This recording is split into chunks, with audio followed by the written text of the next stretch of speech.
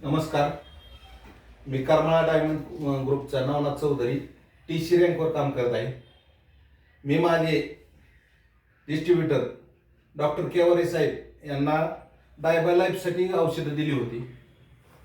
डायबा लाईफचा साधारणतः 2 महिन्यांनी 3 महिन्यांनी रिझल्ट येतो आपल्याला, परंतु केवरे साहेबाला 3 आठवड्यामध्ये रिझल्ट आला.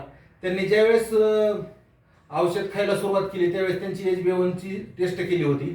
त्यानं 7.4 होती. तर आपण त्यांना जी HbA1ची टेस्ट केलेली होती त्या टेस्ट नंतर ज्यावेळेस 3 आठवडे त्यांनी गोळ्या खायला सुरुवात केली त्यावेळेस त्यांनी चेकअप केलं आणि त्यांची HbA1ची किती झाली ती त्यांच्या तोंडूनच ऐकतो. नमस्कार साहेब. नमस्ते. मी आपल्याला तुम्हाला डायबा लाईफ दिली होती. होय. ज्यावेळेस तुम्ही डायबा लाईफ घेतली घ्यायला सुरुवात केली त्यावेळेस तुमची HbA1ची किती होती? त्यावेळेस माझी HbA1ची 7.4 होती. 7.4 होती. सलग तुम्ही 3 आठवडे औषध घेतले आणि औषध घेतल्यानंतर तुम्ही HbA1ची चेक केली तर त्यावेळेस तुमची HbA1ची किती झाली? त्यावेळेस माझी HbA1ची 6.0 झाली. म्हणजे साधारणतः किती पॉईंट कमी झाली? 1.4 ने कमी झाली. आणि इतर त्रास पण तुमचा कमी झाला. होय. आता तुम्ही साधारणतः कधीतरी दिवसातून एक वेळेस तरी काय चहा घेऊ शकता. होय. कारण तुम्हाला ते HbA1ची म्हणजे प्रमाण कमी झालं तुमचं HbA1चं. त्याच्यामध्ये आता फास्टिंग शुगर म्हणजे सकाळी काही न खाता फास्टिंग शुगर ही 108 म्हणजे नॉर्मल झाली. येस. आणि PP शुगर म्हणजे जेवल्यानंतर 2 तासांनी. येस. ते मात्र अजून एवढी कंट्रोल नाही. बरोबर. समाधानकारक. बरोबर. पण ते कोर्स आपला हळूहळू पूर्ण केल्यानंतर पूर्ण गोळ्याचा कोर्स संपल्यानंतर त्याचा काय परिणाम आहे ते आपल्याला जाणून येईल. येस. तोपर्यंत ही गोळी दररोज 1 याप्रमाणे सकाळी जेवल्यानंतर खातो. तुम्ही इतर डायबिटीज पेशंट ह्याबाबत काय सांगाल?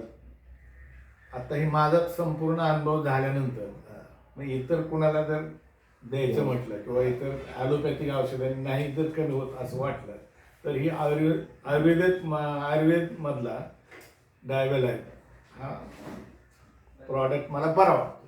त्यांना पण हे घ्यायला काय हरकत नाही. बरोबर. शुगरही कंट्रोल होईल आणि HbA1ची कंट्रोल होईल. बरोबर. रक्तामधली साखर HbA1ची म्हणजे सरासरी साखरेची लेवल. बरोबर. बरोबर.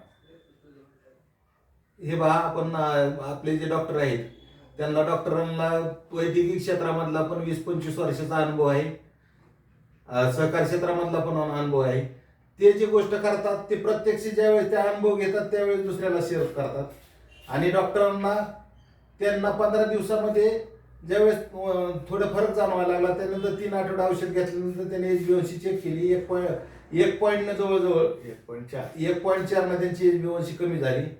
आणि असाच रिझल्ट त्यांना म्हणजे हळूहळू पुढे आल्यानंतर त्यांनी ते त्यांचं जी इच्छा होती ती व्यक्त करून दाखवली. मी सर्वांना म्हणाल की आपले डायबा लाईफ प्रॉडक्ट वापरले पाहिजेत.